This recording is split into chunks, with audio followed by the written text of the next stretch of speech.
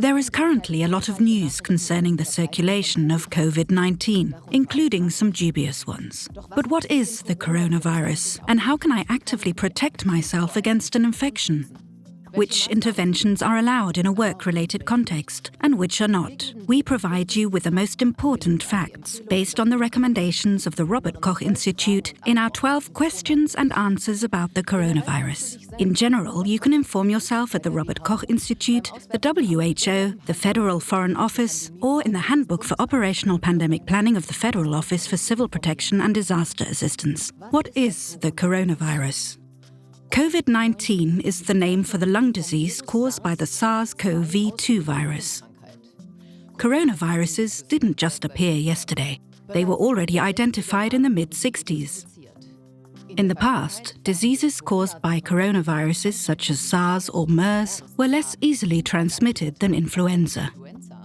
Nevertheless, they have led to epidemics or even pandemics. Both terms are currently buzzing in the media, so here is a brief explanation.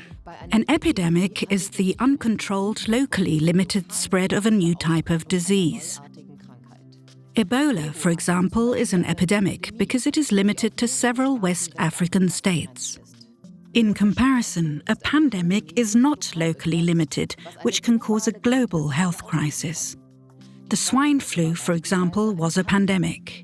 The new type of coronavirus is transmissible from person to person. It can cause various diseases from common colds to serious lung infections. It is mainly transmitted by droplet infection via the mucous membranes of the respiratory tract or indirectly via hands, which then come in contact with the mouth or nasal mucous membrane. What is actually the main difference between the coronavirus and a flu? The symptoms are partly the same or similar, but a severe rhinitis is untypical for COVID-19 diseases. The differences lie, among other things, in the molecular mechanism by which the viruses gain access to the cells of their host and where in the respiratory tract they do so. Until now, it was assumed that the new coronavirus behaves similarly to the SARS virus of 2003 and primarily attacks lung cells deep in the bronchial tubes. In the meantime, however, researchers have discovered that SARS-CoV-2 is present in the upper respiratory tract in enormous quantities, even more than influenza viruses and the flu. This is because SARS-CoV-2 viruses can also mature in the throat, whereas the SARS virus of 2003 was unable to do so. How can the disease be recognized? The most common symptoms are fever, dry cough, and difficulty breathing, such as shortness of breath. However, the progression of the disease is rather unspecific and varies greatly. Therefore, no generally valid statements can be given about the typical course of the disease. Currently, it is assumed that the incubation period can last up to 14 days. According to the WHO, it's usually 5 to 6 days. For whom is the new type of the virus dangerous? In general, the virus is dangerous for everyone who already has a weakened immune system. The risk group mainly includes people with certain previous illnesses. These include patients with heart or lung diseases, such as asthma. Also, people with a chronic liver disease, diabetes, or cancer are more susceptible to the virus. So if you do not have any chronic diseases, the coronavirus should not be a greater danger to you than an influenza virus, for example. How do I best protect myself from an infection? As with influenza or other respiratory infections, following certain hygiene guidelines will protect you from infection. It is particularly important to wash your hands regularly, especially before meals and after going to the toilet. In addition, regular airing and the avoidance of touching your face helps. Proper coughing and sneezing also has a preventive effect. You should keep your distance to other people and use a handkerchief or the crook of your arm. By the way, proper hand washing works as follows. First, hold your hands under running water. The temperature of the water is irrelevant. Then soap your hands thoroughly for 20 to 30 seconds. Also the back of the hands, fingertips, and the spaces between the fingers. Then rinse the soap under running water. Finally, dry your hands carefully, preferably with a disposable towel. If you follow this simple routine, you can also do without constantly disinfecting your hands. By the way, not every disinfectant is suitable for viruses. In the current situation, it is therefore important to use disinfectants with a virucidal effect. A distance of 1 to 2 meters from the infected person also protects against transmission. Avoid shaking hands as much as possible. By the way, wearing a mouth-nose protection is actually only useful for infected persons. There is not sufficient evidence that wearing a mouth and nose mask actually reduces the risk of an infection for a healthy person. This excludes, of course, the recommendations on the wearing of respiratory masks by medical professionals for occupational health and safety purposes. What should I be aware of on public transport? In public transportation and in buildings, wearing gloves reduces the risk. They should be washed and changed daily if possible. It is advisable to open the windows if possible. It is also a good idea to leave the doors permanently open at stops for ventilation purposes. It is also useful to disinfect handrails and other surfaces regularly. In Taiwan, for example, the country where the spread of the virus has so far been best contained, this is done at every stop. What should I be aware of in the office? Handles that are used by many people, such as doors, windows and kitchen drawers, but also taps and buttons in elevators, are potential sources of infection. Here, the risk is reduced if they are opened and closed with gloves, or if possible, by elbow, shoulder, etc. If contact with the hand is unavoidable, you can go and wash your hands immediately afterwards. How can further spread be slowed down or prevented? A further spread of the new coronavirus should be prevented as far as possible, or at least slowed down. For this purpose, it is necessary to monitor the health status of potentially infected persons for the maximum duration of the incubation period, which is 14 days in domestic quarantine. At the moment, the Public Health Department is in daily contact with the person infected in order to be able to act quickly if symptoms occur. During this time, the patients should keep their contacts to a minimum to avoid further spread of infection. There are also other government regulations, such as the cancellation of major events or the closure of public facilities. Is it possible to become contaminated on imported goods or packaging? This possibility cannot be completely ruled out. However, the risk is classified as very low. The reason for this is that as far as it is known, the viruses can remain infectious for some time on surfaces, but they are not particularly well equipped for this. As a matter of fact, the goods would have had to be contaminated with large quantities of the virus, which would have been anything but the norm, even in epidemic areas. What is the point of sanitizing packaging? In the course of the generally increased hygiene, there is no reason why product packaging should not be wiped with a damp cloth and cleaning fluid. It is also advisable to dispose of the packaging safely immediately and to wash your hands thoroughly afterwards. Especially in the working context, numerous questions are currently arising. What rights and obligations do I actually have as an employee in this context? In the first instance, the guidelines of your company, if available, will give you information. However, if you have any doubts or questions, please contact your personnel department. In general, the following regulations regarding employment law issues apply.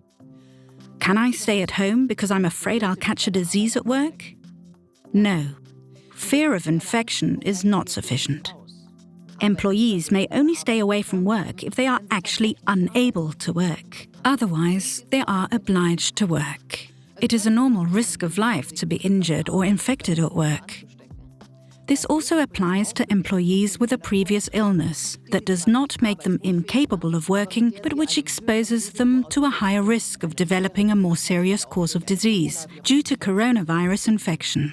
If you do, however, stay away from work for fear of infection, your company may send you a warning, and if it happens again, even dismiss you. How should I behave if I feel that I may have been infected with the coronavirus, or if I just came from a risk area? The first rule is always communication, and do not panic. Immediately inform your family doctor and your human resources department by phone that you suspect an infection or that you have just come from a high-risk area. In general, people who are in personal contact with an infected person should contact their local health authority immediately and regardless of symptoms. You can find your local health office on the website of the Robert Koch Institute. Persons who have stayed in a risk area designated by the Robert Koch Institute should avoid unnecessary contacts and, if possible, stay at home even if they have no symptoms. If acute symptoms occur, it is advisable to consult a doctor after making an appointment by telephone and explicitly mentioning the travel in advance. For travelers from a region where people are infected with the novel virus, but this region is not a risk area, the following advice applies. If fever, cough or shortness of breath occur within 14 days after return journey, a doctor should be consulted after telephone registration and with reference to the journey. In addition, unnecessary contact should be avoided in this case, and if possible, you should stay at home. Do I have to inform my employer if I have symptoms? In general, the employer has no right to know what an employee is suffering from.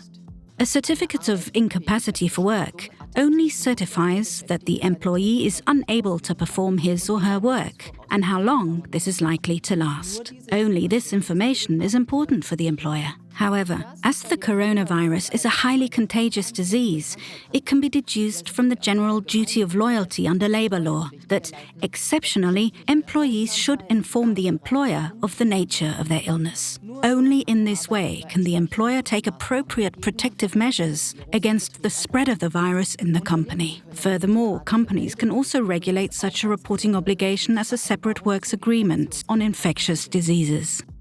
Can my employer send me home if infection is suspected? In the same way as employees are generally obliged to work, employers must also employ the employees. As long as a person is able to work, they must and may work in the company. An employer may only send a person home if he or she is of the opinion that he or she is not fit for work or that he or she is at serious risk due to the health situation in the company. In these special exceptional situations, it is possible to take time off work with continued payment of the salary. If there is a home office regulation in the company, the employer can also allow his employees to work from home within the framework of the existing regulations. However, the regulations of your company must always be observed. Can I stay at home if the care of my children is not guaranteed? When kindergartens and schools are closed, working parents naturally have a problem because their children may be left without care. However, this does not mean that they are simply allowed to stay away from work. A kindergarten or school closure does not only affect individuals, but a large number of people. Of course, employees can try to take a short-term vacation or reduce accumulated overtime. Certainly, childcare at short notice is a good reason to allow employees to take leave. However, this may be in conflict with the holiday wishes of other employees whose children are also without childcare. Employees with children who have no childcare due to an epidemic ultimately only have the option of contacting the employer and finding a solution together.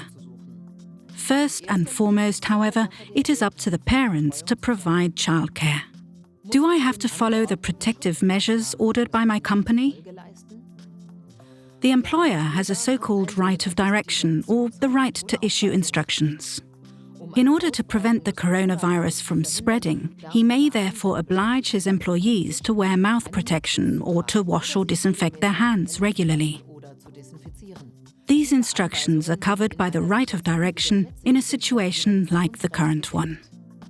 We hope our answers to the most frequently asked questions have provided some clarity. Always refer to information from official sources, such as the Robert Koch Institute, and, if available, your company's guidelines.